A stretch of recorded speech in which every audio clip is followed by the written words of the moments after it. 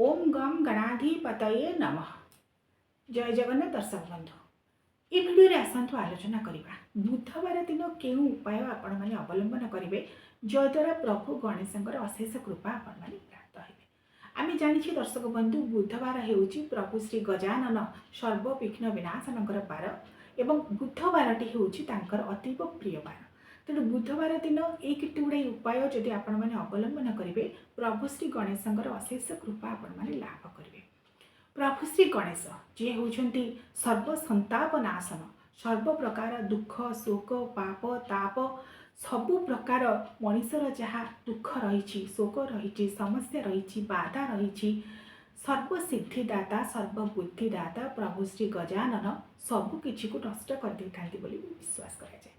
सेथिपाई आमर प्रत्येक पूजा कर्म प्रत्येक शुभ और मांगलिक कार्य पंचदेवतांकर पूजा करा जाए। पंचदेवतांकर पूजा मध्यरु सर्वप्रथमे सर्वादो सर्व अग्ररे प्रभु श्री गजाननकर पूजा करा जाए। ओम गणे नारायण रुद्रे अंबिका भास्करे तथा भिन्न भिन्न नकर्तव्य पंचदेव नमस्तुते। पंचदेवतांक मध्यरु अग्रपूज्य सर्वदेवी देवतांक मध्यरु अग्रपूज्य सेथिपाई से होउछंती अग्रपूज्य देवता भाव प्रसिद्ध। तेबे बुधवार दिन के उपाय अवलंबन करेंगे, कारण वर्ष सारा तो आम प्रभु श्री गणेशंकर पूजा करता।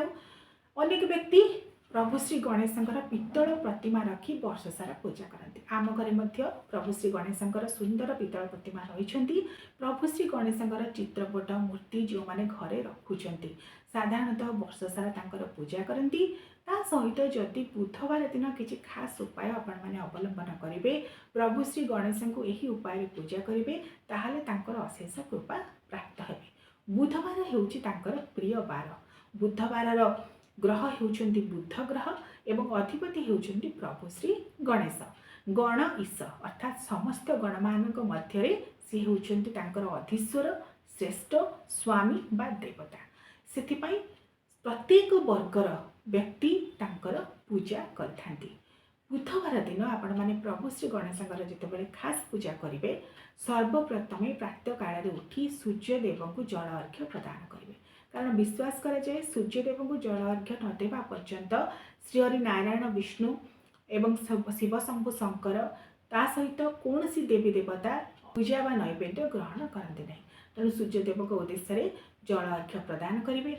तापर जितेबाला प्रभु श्री गणेशंकर पूजा आपण माने करेंगे सर्वप्रथमे जदि पित्तल मूर्ति रखिंट तांकर मार्जना करेंगे।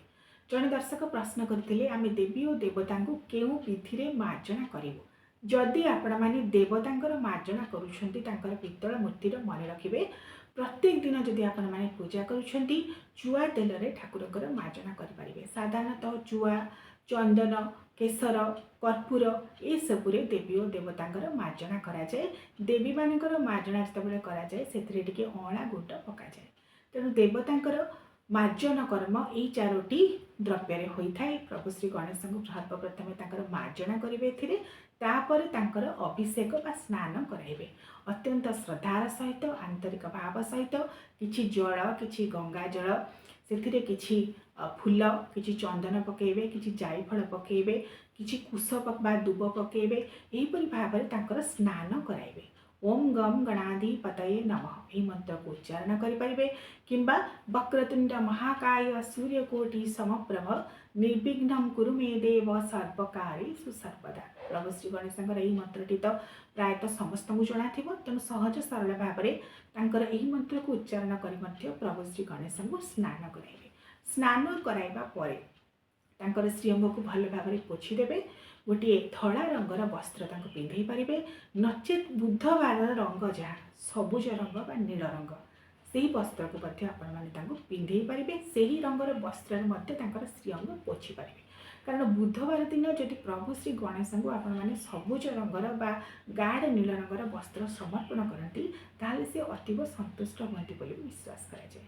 तापरे प्रभु को चंदन देवे गंध गंध अर्थात चंदन देवे सिंदूर देवे एवं प्रभु श्री गणेश को विशेष भाव में बुधवार दिन सिंदूर प्रदान करेंगे। कहीं आम साधारणतः देवी मूर्ति मानक सिंदूर दे था किंतु प्रभु श्री गणेश सिंदूर प्रदान करने द्वारा सिंदूर तिलक प्रदान करने द्वारा कपाल प्रदेश में सी संतुष्ट होता है।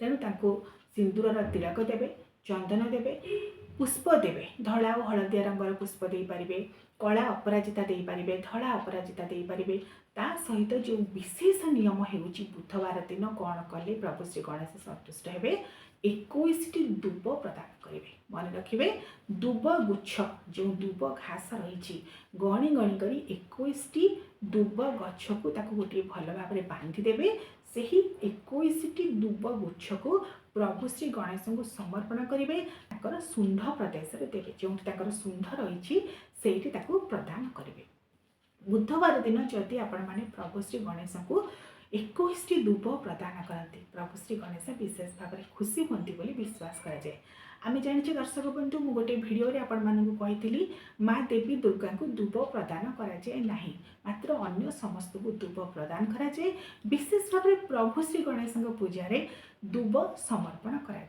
तेणु बुधवार दिन प्रत्येक बुधवार दिन जदि आपण मैंने प्रभु श्री गणेश पूजा विशेष भाव में करने को चाहिए ताल करेंगे 21टी लेखाएं दुब संग्रह कर प्रभु श्री गणेश को देवे एवं यही दिन प्रभुंर जहाँ प्रिय खाद्य प्रिय नैवेद्य ताहा हेउछि लड्डू बा मोदक शुद्ध गुआ घी घरे प्रस्तुत करेंगे मोदक किंबा राशि लड्डू हेउ बा बुंदी लड्डू हेउ जेकोसी लड्डू को आपण माने घरे प्रस्तुत करेंगे एवं जदि घरे करिपारुनाहांती बजाररू आनिबे जोंटारे शुद्ध भाव में भोग नैवेद्य प्रस्तुत होउथिबो पूजा दुकान मानकर मध्य आनी पारिबे बुधवार दिन लड्डू एवं मोदक प्रदान करने सहित 21टी दुब प्रभु श्री गणेश को देवे एवं जितेबाला तांकर पूजा करेंगे भोग नैवेद्य समर्पण करेंगे यही श्लोक को मध्य उच्चारण करेंगे कारण से स्तुति प्रिय मध्य प्रायतः आमर सर्वदेवी देवता स्तुति प्रिय स्तव प्रिय से यह उच्चारण करें ओं खर्वं स्थूलतनुं गजेन्द्र वदनं लंबोदर सुंदरम प्रसन्न मधुगंध लुब्ध मधुप प्यालोल गंडस्थल दंताघात विदारितारि रुधिरे सिंदूर शोभाकरम वंदे शैलसुतां सुतं गणपतिं सिद्धिप्रद कामद यह उच्चारण करेंगे नचेत ओम गजाननं भूतगणाधिसेवितं कपित्थ जंबू फलचारु भक्षणं उमासुतं शोकविनाशकारं नमामि विघ्नेश्वर पाद पंकजम् यहपरी जहाँ श्लोक मंत्र स्तुति प्रार्थना आपण मैंने जानते भक्ति भावर सहित उच्चारण कर प्रभु श्री गणेश पूजा करेंगे पंचोपचार विधि पूजा करेंगे कारण घर मानक साधारणतः पंचोपचार विधि पूजा कराए गंध पुष्प धूप दीप नैवेद्य तापर तांबूल नैवेद्य पर तांबूल बा पान देवे पर शेष में आरती करेंगे 7 बार करेंगे प्रभु श्री गणेश पाद देश दुई थर तांकर श्रीअंग थरे तांकर दुई हस्तर 2 थर बक्ष देश थरे एवं शुंड एवं मुख से गोटे थर 7 थर आरती प्रदान करेंगे आरती देला बेले सदा सर्वदा मन रखिए आपणकर हाथ घंटा कंटार दिगरे रहिबो डाहाण रु बाम को 7 बार देवे आरती ना 3 थर आरती प्रदान करेंगे यहपरी भाव में भक्ति भावर सहित प्रभु श्री विनायक श्री गणपति श्री गणेश विघ्न विनाशनकर पूजा जदि आपण माने बुधवार दिन करती ताहले तांकर अशेष कृपा आपण माने लाभ करेंगे। ओम गम गणाधिपतये नमः।